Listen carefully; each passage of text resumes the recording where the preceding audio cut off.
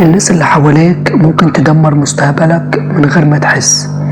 في نوعية من الناس لو قضيت وقت طويل معاهم مستقبلك هيضيع من غير ما تاخد بالك.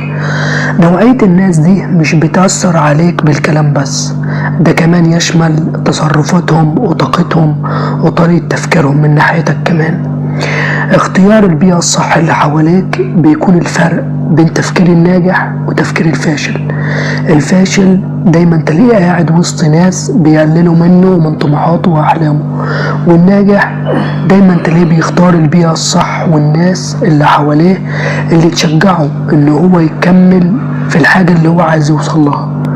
في يوم من الأيام كان في شاب كان عنده حلم بسيط ان هو يفتح حتة مشروع صغير ويبقى مستقل. اول حاجة كان متحمس للفكرة دي، بس بعد كده قرر ان هو يقول لاصحابه على الفكرة. فلما قال لاصحابه حصل كالاتي: الاول قال له الفكرة صعبة جدا عليك، والتاني قال له المشروع مش هينجح، والتالت قال له خليك في شغلك وخلاص.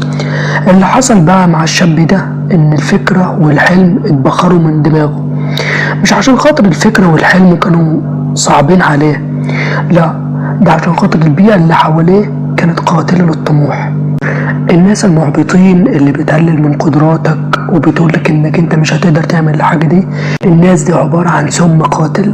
لكن الناس اللي مش بتقلل منك وبترفع من شأنك وبتحفزك وبتقولك انك انت لازم تاخد التجربة في الحاجة دي وتجرب مرة واتنين وتلاتة، يعني بتحفزك وبتشجعك على الحاجة من الاخر، الناس دي يسووا وقود من الطاقة والتحفيز.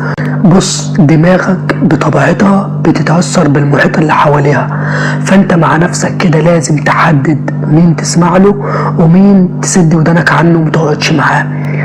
عشان تحل مشكلتك مع الناس المحبطين دول، اول حاجة قلل وجودك واحتكاكك معاهم، ما تقعدش معاهم كتير. يعني مثلا لو عرفت ان في اشخاص دايما يقللوا منك ومن طموحاتك، خلاص قلل تواجدك معاهم خالص او امنعه بتاتا.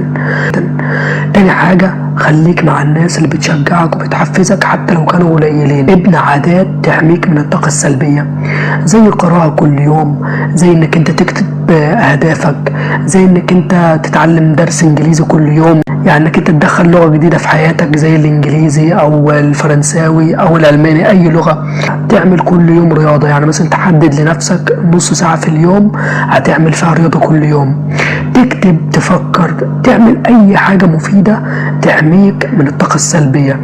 يعني الحاجات اللي زي دي انت لما تعملها وتستمر عليها وتيجي بعد فترة من الزمن تبص تلاقي ان الحاجة اللي انت حافظت عليها دي اديتك نتيجة، فدي حاجة بتديك ثقة في نفسك وبتحميك من الطاقة السلبية بس. وفي النهاية الناس اللي حواليك ممكن يدفعوك للأمام وممكن يشدوك للخلف، فانت بقى خليك ذكي واختار وابدأ تحمي نفسك وطاقتك وصحتك من المحيط اللي حواليك.